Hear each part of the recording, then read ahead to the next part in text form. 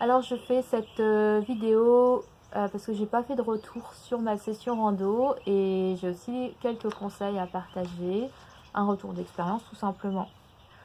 Conseils pour randonner en Nouvelle-Zélande. Alors on va forcément vous parler, vous avez déjà entendu parler des Great Walks, il y en a 9, ce sont les 9 merveilles du monde et effectivement ça s'anticipe parce qu'il faut les réserver. C'est complètement fou, mais se dire je vais réserver un sentier de rando, bon bref.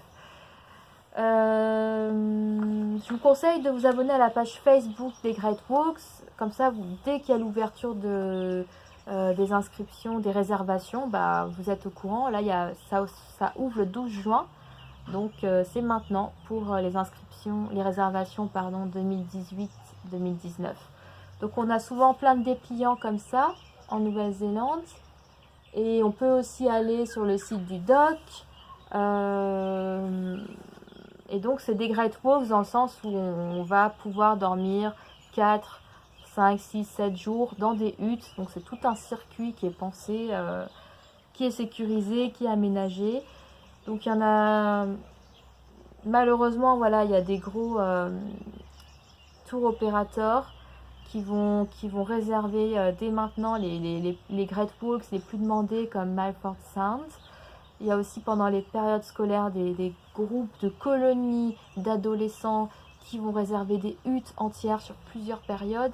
Donc si vous voulez un peu de solitude, faites attention à la saison où vous allez réserver. Bien se renseigner aussi sur le camping autour des huttes parce que on peut aussi réserver des campings si on ne veut pas dormir dans les huttes, mais on peut aussi camper gratuitement sur des Great Walks à partir d'un certain nombre de mètres. Donc bien lire dans les conditions en tout petit là. Le coût, ça augmente je crois chaque année. Il y a des frais aussi pour les enfants. Alors si vous êtes des familles, voilà, ça s'évalue. Je conseille aussi d'être assez flexible sur les dates parce que plus vous êtes flexible, plus vous avez de la chance d'avoir de la place, tout simplement. On peut annuler, je crois, 2 ou 3 fois, mais c'est vrai qu'il y a le risque de faire une Great Walk sous 4 jours de pluie, donc ça s'apprend aussi à randonner sous la pluie. Ce que je peux conseiller, si vous voulez un peu mettre de l'argent de côté, c'est de ne pas réserver pendant la saison, mais de réserver, d'aller sur la Great Walk juste avant l'ouverture de la saison ou juste après la fermeture de la saison. Je pense que c'est moins cher et en plus il y a moins de monde et vous gardez les conditions météo correctes.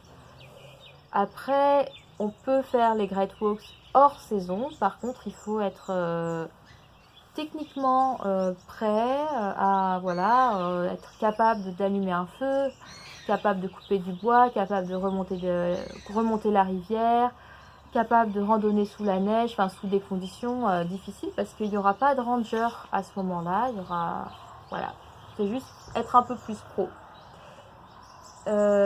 Et ce que je peux aussi conseiller pour la Milford Sound Special Secret, c'est qu'il y a un petit sentier assez qui présente pas mal de dénivelé quand même, assez raide, qui peut rejoindre la Great Walks, donc je vous laisserai la Great Walks de Milford Sound, pardon, donc je vous laisserai voir sur la carte, ce qui permet de ne pas prendre la navette fluviale. Voilà, si vraiment vous voulez ce plan, je vous le partage. Sur la communication, alors on a le site du doc, où on a plein d'infos sur une rando de 20 minutes à 4-5 jours à toutes les huttes qu'il y a sur la Nouvelle-Zélande.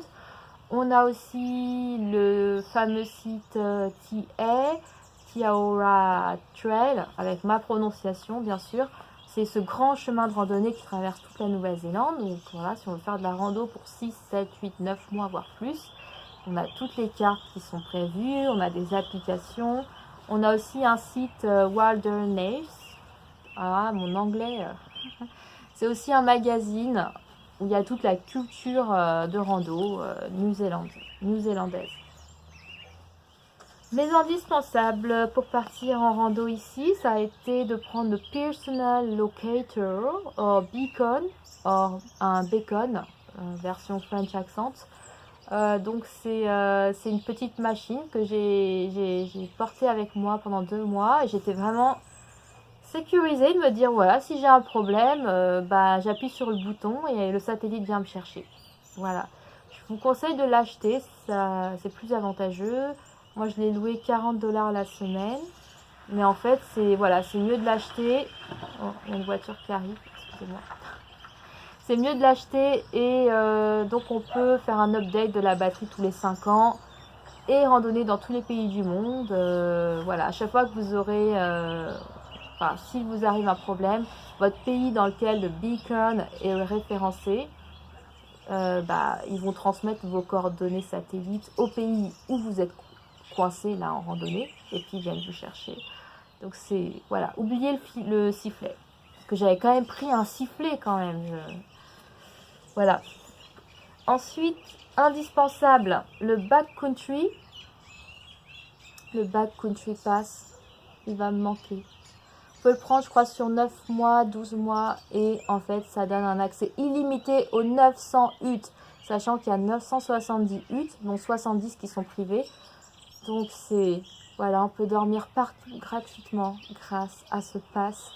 Sinon, on a 3 styles de huttes. On a les Bivix qui sont gratuites. C'est vraiment l'abri, je dirais, de fortune. On a la standard qui a 5 $ avec de l'eau et un matelas et puis quelques petites souris. Et on a la Service Set qui a 15 $, où là on a souvent un ranger, une belle vue et elles sont plus récentes. Voilà. Mais si vous avez le pass, vous dormez le nombre de nuits que vous voulez, vous faites ce que vous voulez quoi. Il y a juste le code de votre pass à mettre dans le cahier des intentions. Donc c'est un petit livre que j'ai découvert dans les huttes où on écrit en fait son projet de rando, où est-ce qu'on veut aller, d'où on vient, la date et les observations qu'on a eues sur le long de la balade. Et ce que j'ai bien aimé, c'était de suivre un peu les gens. Voilà, surtout ceux qui faisaient le tillet, de me dire ah tiens il est passé par là, ou de compter le nombre de Français qui faisaient des randos. Des fois je me sentais un peu seule en Nouvelle-Zélande. Pour se rendre en rando, le stop ça marche. Il y a aussi des navettes. Voilà, sur tous les sentiers touristiques, vous aurez une navette qui vous dépose. Et puis le parking, c'est incroyable. Voilà, j'ai noté, il y a toujours des toilettes avec du papier toilette et la vue. Je me demande comment ils font. Des fois, je me dis, mais qui vient nettoyer, qui vient mettre du papier toilette dans ces endroits paumés? C'est vraiment typiquement new-zélandais. Donc pour mes 2 mois à randonnée, je dirais qu'il y a tous les goûts. Il y a les glaciers, les randos, le kayak, enfin les randos kayak, pardon. Volcan, dunes, juste du dénivelé pierreux sans arbres, c'est possible. Remonter une rivière, c'est possible. Il y a de tout. Franchement, il y a de tout. Rando maritime, rando Alpes, vraiment tout. Je n'ai pas forcément eu un grand coup de cœur pour les Great Walks, j'en ai pas fait beaucoup non plus, parce que pour moi c'était trop propre avec les marches, trop de marches et trop touristique, voilà. J'ai préféré les randos avec le petit triangle orange, je m'amusais beaucoup plus, voilà, au niveau orientation, au niveau aussi traverser des niveaux de boue que voilà, que j'avais jamais imaginé.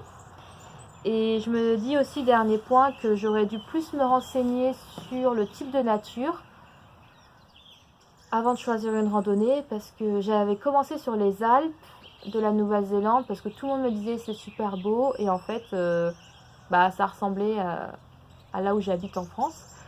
Donc je me suis dit, ah bah je vais plus aller sur de la rando maritime, et là je me suis amusée parce que c'était des paysans, parce que voilà, j'aimais bien le bush forest, alors que voilà, j'ai rencontré des Bretons qui étaient un peu voilà, un peu sur leur faim, parce que eux ils ont la mer toute l'année quoi. Donc bien voir le type de rando.